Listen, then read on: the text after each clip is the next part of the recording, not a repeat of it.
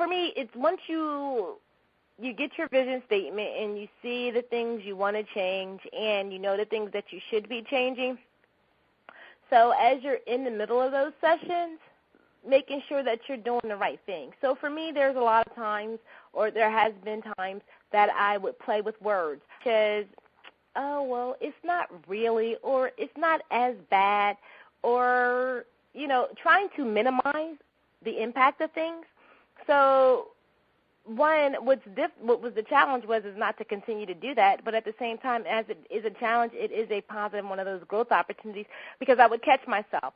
So to me, it's a lot intertwined in that one. It's who talks to you more than you, but also at the same time recognizing it, calling it on the carpet, but at the same time you have to recognize it as a change.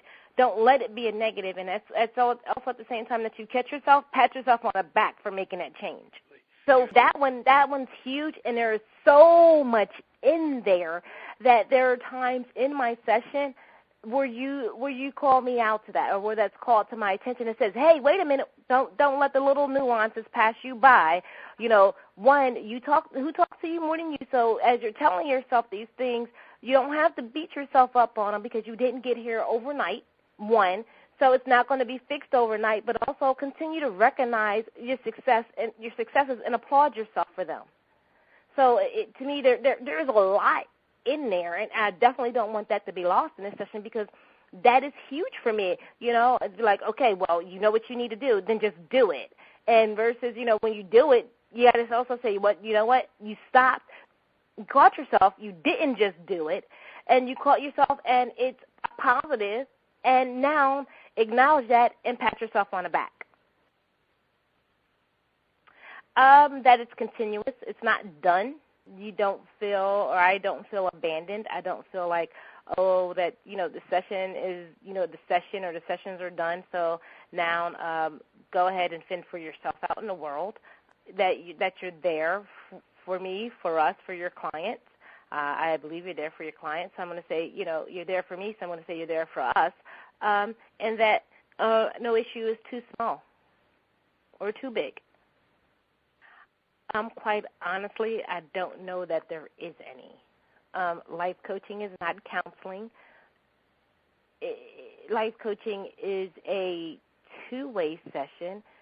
Coaching is two ways.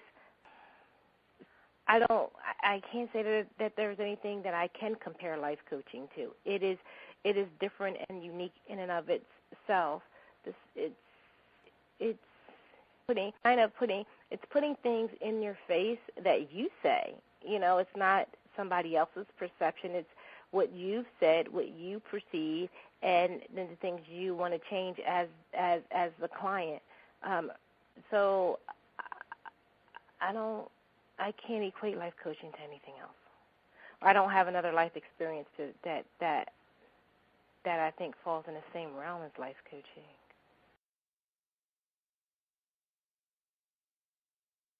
I would say the most difficult has been bringing to the surface things that I've kept hidden, But also, I would have to say that's the most enjoying, because after I peel back the layers of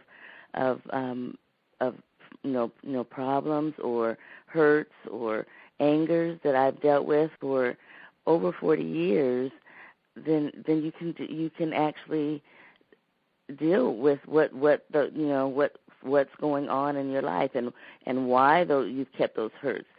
Part of keeping hurts and anger is I think for me it's been, I thought it was protecting me, but what I'm finding is it's holding me back from being the real person that I'm meant to be. And I think that all these years I thought that that was a way of surviving, and what I've been doing is just not even living, but just being here, just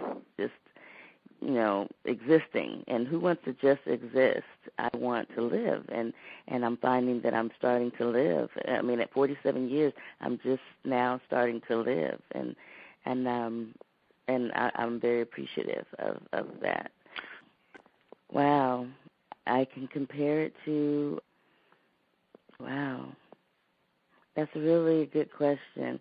I think that the only thing else that I can compare it to is my my very best relationships in life, like with my relationship with my grandmother, my relationship with my parents, meaning the people that are the closest to me, that bring out the best in me, and also want the best for me with unconditionally. That's what this is. It's unconditionally wanting the best for me, and me and helping me want the best for me, and I think the biggest thing that I figured out, and this is a journey, not a destination, meaning I'm always going to be learning different things, but the biggest thing is that I have always done so much for everyone else, and now it's time to learn what's best for me and do what's best for me. And this is helping me figure out what that is, and making me want to do that, as opposed to thinking that I'm not good enough to do that for.